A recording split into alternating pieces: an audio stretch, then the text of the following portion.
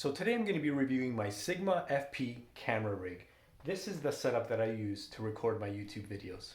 So here's the complete setup that I use. Let's start with the softbox. I just picked this up off of Amazon. It's a Mount Dog softbox. It's my main light, my only main light that I use. And it's cheap and it works wonders. So let's go to the rig. And starting with the Sigma FP. So that's just a Sigma FP with the stock 45mm lens, and I am really happy with that quality. Eventually I'll probably get other lenses, different focal lenses, but for what I'm doing right now, it is perfect. Now, because I'm filming myself, I needed accessories like the monitor, so I did get this small rig cage, and it was pretty cheap as well off of Amazon, and that allows me to mount the other accessories. And let's go through the accessories. So here we have a very cheap Neewer HDMI monitor, and you can just flip it. So when I'm filming myself and I want to check if I'm in frame or not, that comes in really handy. Beside that, I have a Samsung T5 SSD drive. Now I need this because when I'm shooting at the uncompressed 12-bit RAW rate, it needs to do that on an external hard drive. If you're shooting internally on a basic card on the camera, I believe you can only shoot at 8-bit. So I'm like, you know what, I can't compromise on quality, so I got the external drive for that. Now, the other thing that was important to me was to have a motorized slider. And I picked up this Neewer, it is the GT60D. And it's wonderful. It comes with a little handheld device here, and you can just set the in and out points, and then it'll just slide back and forth between 2 points. It is wonderful. Can't live without it. But it was a little bit difficult to get this to work the right way, because this slider would be wonderful if you have a super light camera, but the minute you start adding accessories like that, it adds a lot of weight, and then you need more stability. So I went and bought a heavy-duty tripod off of Amazon. This is so super solid. I highly recommend, if you want to really protect your camera, make sure nothing falls over, get something solid like that. And I initially thought, because it's so solid, that I wouldn't need a second tripod to mount the motorized slider. However, I was a little bit wrong. You could make it work, but with the weight, it tends to kind of shift sometimes to one side. So I needed a little bit more stability with that.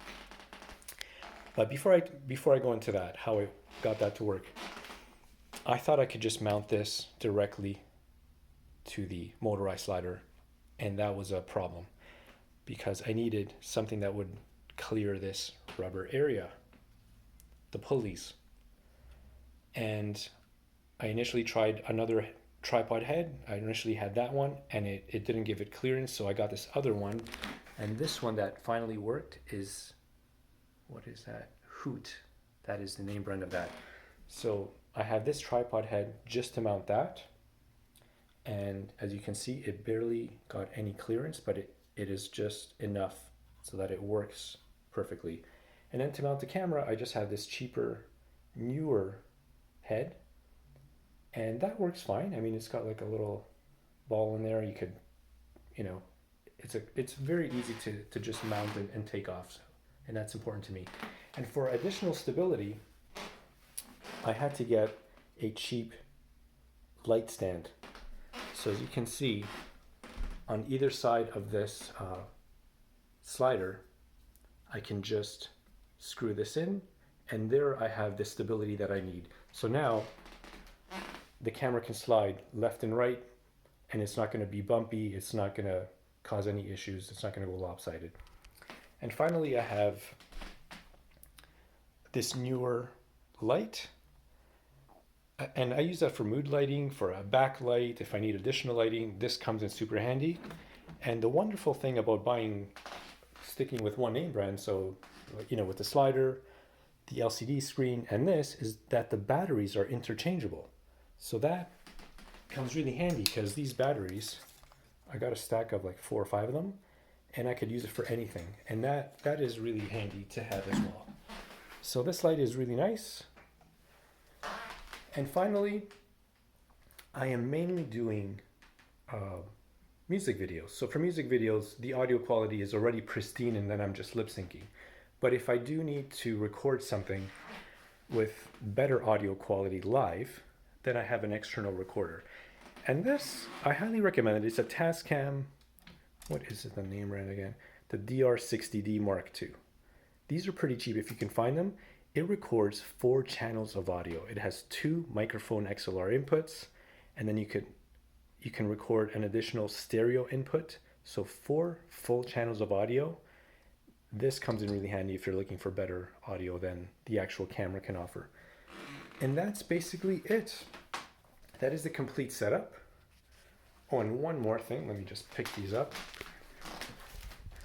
The only final thing, if I'm shooting outside, is I picked up this pack of Neewer ND filters. These were pretty cheap, and it's got various degrees of, of darkness. So I highly recommend that as well. And there you have it, my Sigma FP camera rig. If you have any questions or comments, just leave me a comment and I will get back to you. Overall, I don't have any regrets buying this camera system. You might say, why did I spend so much money on a Sigma FP just to make YouTube videos? Well, the reason that I did this is because I do intend on filming a feature film.